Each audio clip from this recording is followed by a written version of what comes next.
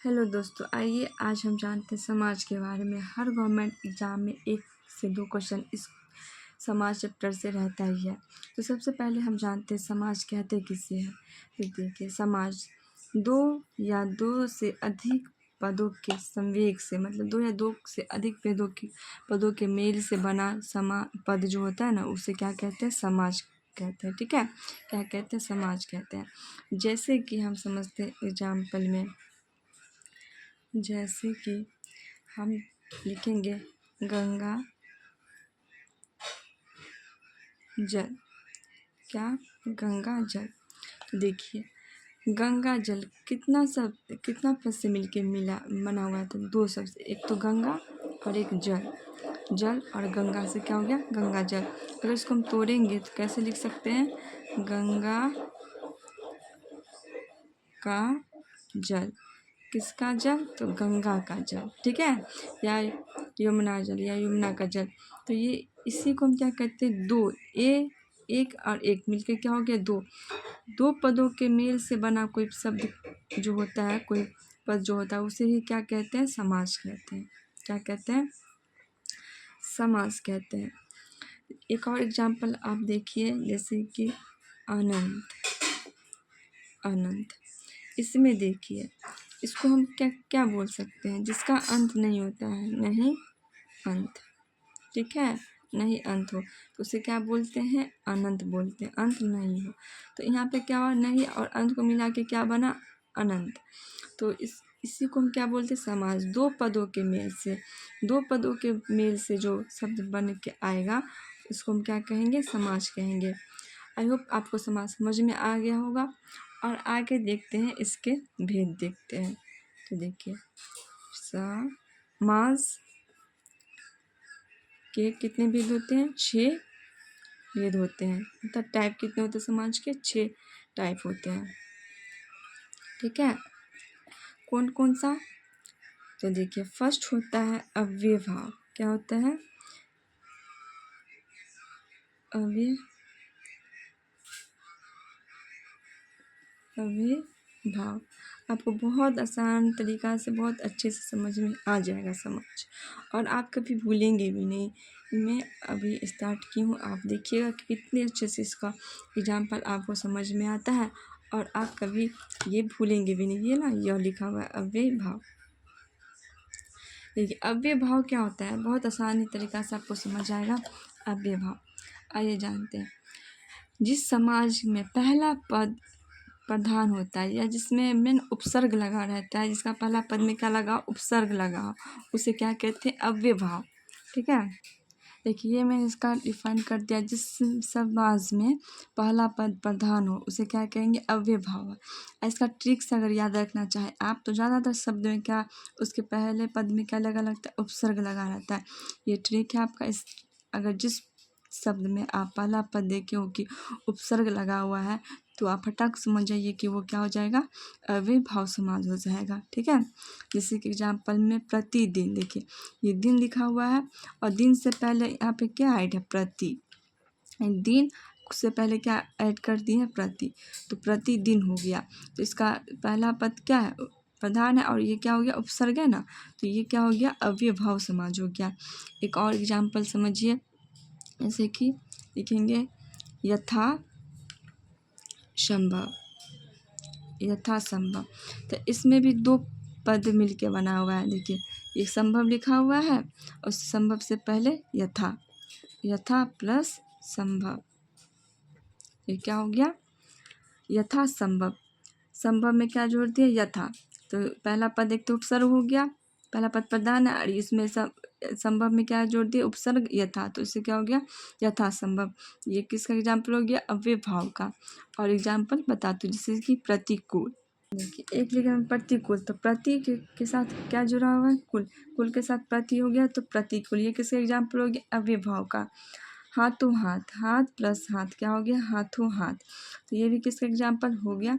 पर अव्यय भाव का। ठीक है, एक तो ये ट्रिक है इसका, जिसमें उपसर्ग लगा हो ज़्यादातर, पहला पद क्या हो? उपसर्ग हो, और जिसका पहला पद प्रधान होता है और पहला पद उपसर्ग होता है, तो उसे हम क्या समझ आएंगे? अव्यय भाव। जैसे कि और एग्जाम्पल समझिए, रातों रात, ये भी क्या हो गया, अव्ययभाव का एग्जाम्पल हो गया। पेट भर, ये सारे किसके एग्जाम्पल है, तो अव्ययभाव समाज के। देखिए आपको बहुत अच्छे तरीका से समझ में आ गया होगा। ये देखिए अव्ययभाव समाज। और हम आगे समझते हैं अभी दूसरा, तत्पुरुष समाज।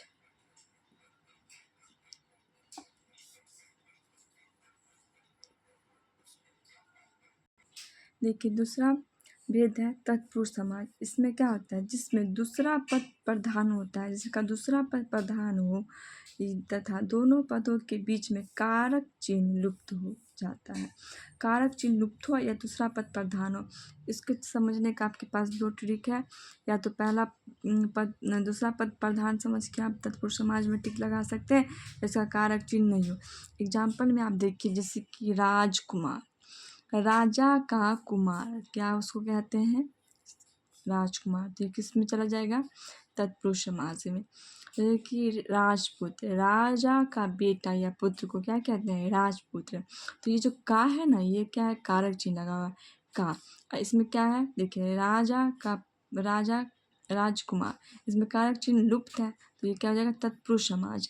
इसको अगर हम तोड़ेंगे तो ऐसे लिखेंगे ना, राजा का कुमार, तो क्या हो जाता है, तत्पुरुष समाज।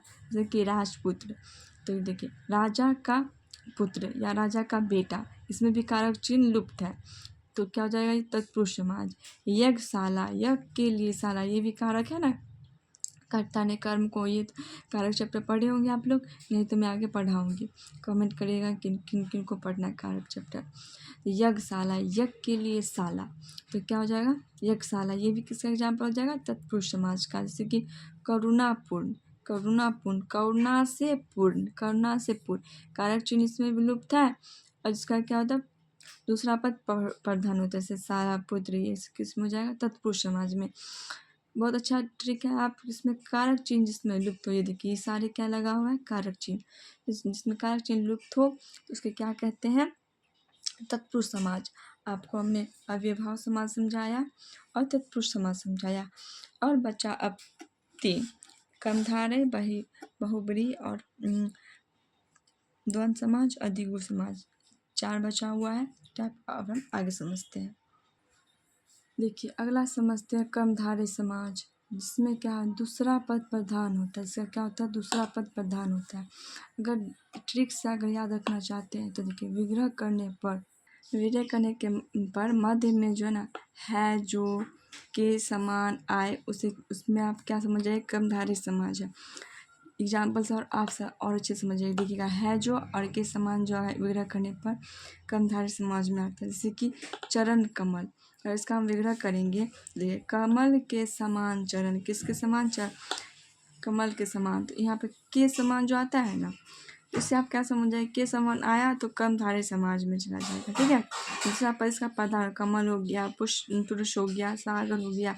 एक तो इससे भी समझ सकते हैं कि दूसरा पद प्रधान होता है, और इससे भी के समान या है जो या के समान आए तो उससे आप क्या समझ जाएगा, कर्मधारय समाज। जैसे कि महापुरुष, महान है जो पुरुष, क्या महान है जो पुरुष, कर्मधारय समाज का एग्जाम्पल है।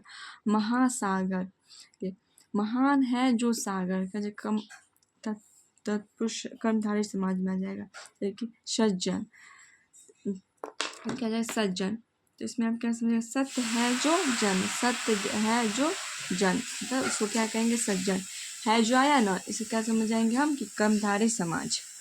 और अगला देखते हैं बहुब्रीहि समाज। अगला है बहुब्रीहि समाज, इसमें कोई भी पद प्रधान नहीं होता है, ठीक है, और दोनों पद से मिलकर किसी तीसरे पद की, और किसी दोनों पद मिलकर किसी तीसरे पद की ओर संकेत करता है। जैसे कि इस बहुब्रीहि समाज में क्या होगा कि कोई भी पद प्रधान नहीं होता है, कोई भी पद है ना जो लिख के है, वो सब मिल के किसी तीसरे पद की ओर संकेत करता है। एग्जाम्पल से आपको और स्पष्ट हो जाएगा। ये देखिए चतुर्भुज, चतुर्भुज किसके लिए उपयोग करते हैं हम लोग, विष्णु जी के लिए। चतुर्भुज से क्या हो जाएगा, विष्णु जी। जैसे कि लंबोदर, क्या लंबोदर किसको कहते हैं, गणेश जी को। तो ये क्या हो जाएगा, बहुब्रीहि समाज। जैसे कि एक और एग्जाम्पल देखिए, दशानन, ये बताइए किसके लिए यूज होता है, दशानन तो रावण के लिए यूज करते हैं ना, 10 शीश वाले को क्या बोलते हैं, दशानन तो रावण। तो ये क्या हो गया, इसमें हमें क्या मिल रहा है, इसे कोई तीसरा ही वर्ड हमें, तीसरा ही शब्द हमें मिल रहा है, ठीक है। किसी तीसरे और पद की ही और संकेत किया, जैसे कि चतुर्भुज विष्णु जी को बोलते हैं, लंबोदर गणेश की और करेंगे दशानंद रावण को बोलते हैं। तो जहाँ पे आपको चतुर्भुज, लंबोदर, दशानंद, नील नील पीताम्बर, नीलाम्बर ये सब दिखाई दे, चंद्रमौली, तो ये सब किस में आ जाता है, बहुब्रीहि समाज में। अब हम अगला समझते हैं द्वंद्व समाज। आइए समझते हैं पांचवा समाज है द्वंद्व समाज। इसमें दोनों पद प्रधान होता है, लेकिन दोनों पद इसमें प्रधान हो, दोनों पद प्रधान होता है और तथा और से जुड़ा, किससे जुड़ा हो, और से जुड़ा होता है, तो उसके क्या हो जाता है, द्वंद्व समाज। जैसे कि एग्जाम्पल पाप पुण्य, देखिए पाप पुण्य, ये जो साइन है ना, ये और का साइन है, पाप पुण्य, पाप और पुण्य, दुख सुख और दुख, तो ये किसका हो जाएगा द्वंद्व समाज का। देखिए ये जो चिन्ह है इसी और को इंडिकेट करता है, और से जुड़ा हुआ है ना, इससे गुण दोष, गुण और दोष, ये क्रिया हो जाएगा द्वंद्व समाज। और आखिरी और छठा समाज समझते हैं, छठा भेद द्विगु समाज। देखिए द्विगु नाम से स्पष्ट है, द्विगु गिनते, द्विगु एक दो, तो द्विगु, इसमें पहला पद संख्यावाचक होता है। पहला पद क्या होगा, संख्यावाचक, संख्या को डिनोट करेगा, ठीक है, इंडिकेट किसको करेगा, संख्या को, जैसे कि 4 5 3 2, ये क्या संख्या होता है ना, इसको जो इंडिकेट करेगा उसको क्या कहेंगे, द्विगु समाज। जैसे कि एग्जाम्पल पंचवटी है ना, 5 को डिनोट कर रहा है ना, पंचवटी 5, तो ये क्या हो जाएगा द्विगु समाज। त्रिफला, 3 को डिनोट कर रहा है, त्रिफला वन, त्रिफला 3 को डिनोट कर रहा है, त्रिफला किस में आ जाएगा, द्विगु समाज में। कितना आसान, द्विगु समाज किस में हो जाता है, पंचवटी में। द्वंद्व समाज, इसमें द्वंद्व, दो से स्टार्ट है, इसमें आप कंफ्यूज ना हो, इसलिए याद रखिएगा द्विगु, गिनो, गौर से लगाओ, द्विगु, द्वंद्व, दो है द्वंद्व, इसमें क्या हो जाएगा, और से आप सब देखिएगा एक ही शब्द, पाप पुण्य, या और इसमें बीच में क्या हो, ये वाला साइन हो, गुण दोष, तो इसमें हो जाएगा द्वंद्व समाज में। द्विगु समाज जिसमें हम क्या कर सकते हैं, संख्या से स्टार्ट हो, उसे द्विगु समाज कहते हैं। आपको यह बहुत अच्छा लगा होगा जान के कि आपका समाज खत्म हो चुका। और हम कुछ क्वेश्चन देते हैं, आप उसका एग्जाम्पल कमेंट में बताइएगा कि ये किस समाज का एग्जाम्पल है, ठीक है। ये आपका एग्जाम SW है, मतलब आप इसका आंसर हमें कमेंट में बताइएगा। ये पुस्तकालय कौन सा समाज है, पंचमढ़ी किसका है, ग्रामगत किसका है, एक हम बता देते हैं पुस्तकालय, ये तत्पुरुष समाज का है, ठीक है, पुरुष समाज इसका। बाकी इस का आप बताइए, इस पांचों का आंसर आप बताइए। अगर अच्छा लगा हो जानकारी तो समाज आप जो पढ़े तो कमेंट करें, लाइक करें, शेयर करें और सब्सक्राइब करें चैनल लर्न एवरी डे।